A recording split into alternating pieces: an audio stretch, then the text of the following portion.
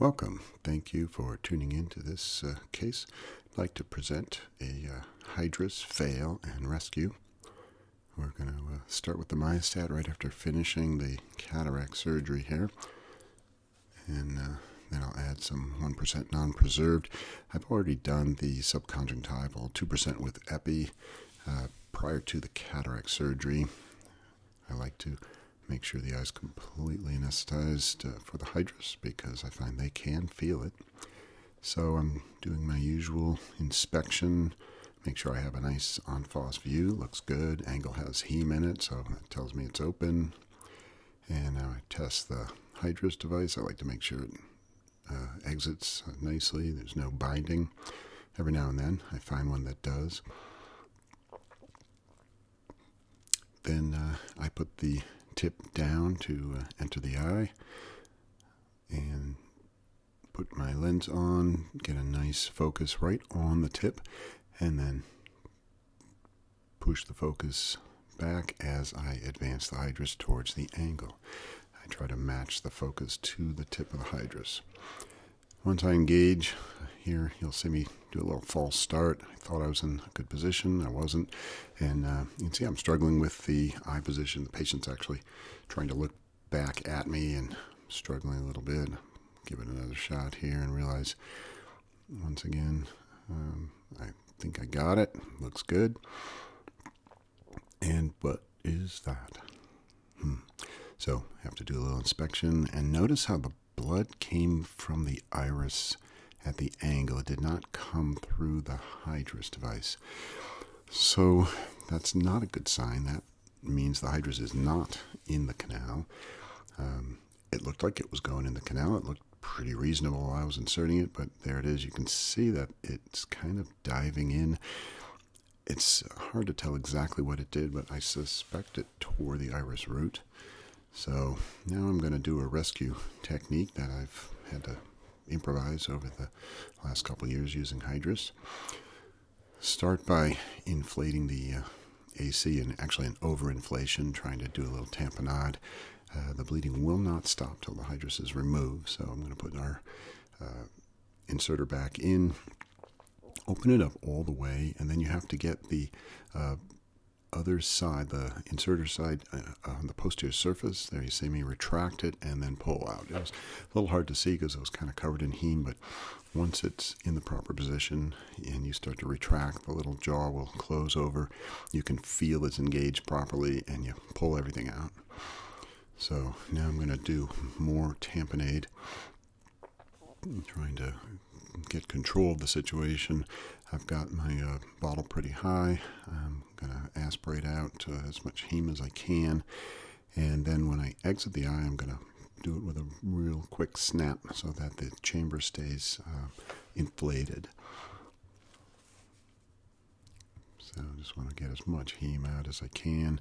If my bottle height is high enough, you'll see there really isn't new bleeding. I've got the irrigation on still and pull out with a nice quick snap. Now we go in through the paracentesis with the viscoelastic. Again, we're going to be overinflating to try to get this tamponade really set. I'm going to change direction here. Using a left-handed approach now. I'm going to make a paracentesis right about 5 o'clock, aiming towards 10 o'clock. I do not aim towards 9 o'clock. That's my insertion site. I go 1 clock hour past so that I have a 4 clock hour span from the para to the insertion site. Here I've switched lenses to the right-handed lens, and now I'm getting a good look. You can see there's still a little bit of a mess to the left, but superior.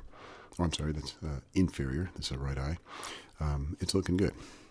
Got too much heme on the device, so I hand it off to get a little bath. Now we're going to go in again. And here I'm struggling, and I'm actually going to show all of this struggle because this is really hard, and the patient is also having a tough time now. Remember, we've already done the cataract surgery. We've done the first attempt at a Hydrus. I should be finished by now and moving on to the next case, but instead I'm still working on this one. So we're going to do everything in reverse here. Now I've got my left hand, and I'm going to do the same thing. I'm going to focus on the tip, really make sure I have a good en-face view, advance to the angle. It's exactly what we do with the right hand, but it's a mirror image. So I'm going to try to get a purchase on the canal. And I apologize, the video gets a little squirrely here because I'm really struggling and the patient is struggling to hold their gaze. But I'll show you it. We do get it in. I have to stop. I have to kind of calm myself down and help redirect the patient, get them to keep focusing away from me, away from the light. And it's okay. We just have to stop and settle everything down. These cases can be really challenging, but there's no reason not to be able to get the Hydrus in. I just have to abandon that superior sight because I don't know why it left the canal. So here we go. We're going to give it another shot. I think I've got a decent view. I think I've got a good purchase on the meshwork. And what you can't see very well, there it is going in. I'm kind of engaging the canal with a little bit of an upward angle of the device. And now we have it seated really nice, going in the inferonasal direction of this right eye. So now the case is exactly like a normal Hydrus from here on out. We're going to remove the viscoelastic. I like to kind of give it a little wiggle, make sure it's seated properly, give it an inspection, and my view at the scope actually wasn't all that much better than what we're seeing here, but I could definitely see that this was in the canal, very nicely positioned. You can see from the angle of the device coming into the anterior chamber, it's nice and parallel to the iris, and it sticks out just a little bit into the center. That's the ideal position. So now we do the traditional reposition the head back to neutral, just to make sure everything's good, that the cataract lens is in good shape. There's the Hydrus sitting there at the 3 to 6 o'clock position now, not the intended 3 to 12. And we've completed the case. Thank you very much for your attention. I hope you find these tips useful.